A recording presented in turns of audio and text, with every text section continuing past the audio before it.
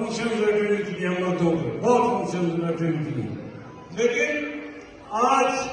جس جذبے کے ساتھ آپ خواتین یہاں موجود ہیں، میں آپ کو سلام پیش کرتا ہوں، آپ کو سلوٹ کرتا ہوں کہ آپ نے یہ ایک بڑا پروگرام کیا ہے،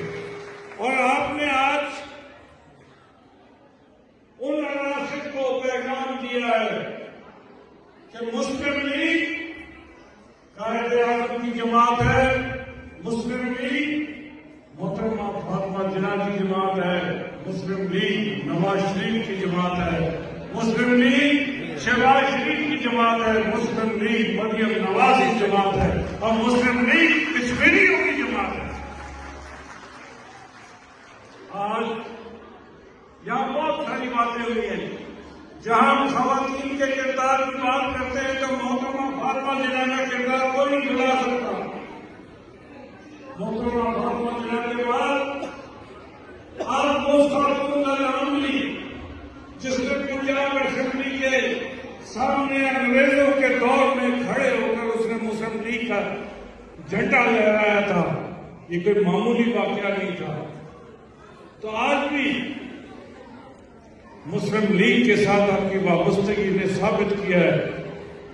کہ جس طرح ہم چل پڑے ہیں آزاد کشمیر کی بہتری کے لیے، آزاد کشمیر کی تعمیر اور ترقی کے لیے، آزاد کشمیر کے خواتین اور مرد کے حقوق کے لیے،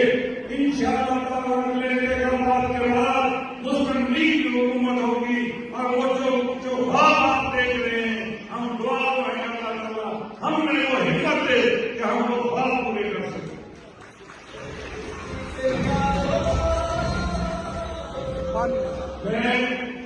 آج میں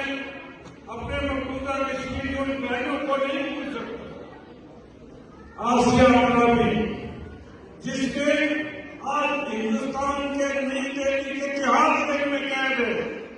اس کے ساتھ اس کی ٹیم قید ہے، اور ہندوستانی حکومت صرف ایک مطالبہ کرتی ہے کہ تم آزادی کے نعرے سے باہر ہو جاؤ۔ وہ باہر نہیں ہوتی، وہ کہتی ساری زندگی جیل میں رہوں گی، لیکن کشمیر کی آزادی کی بات سے وڈرا نہیں ہوں گی۔ میں اس آسیہ عرابی اور ان کے ساتھیوں کو جو خواتین جو ہندوستان کے اتحاد جیل میں ہیں، میں ان کو سلام پیش کرتا ہوں، ان کی خدمات کا اعتراف کرتے ہیں۔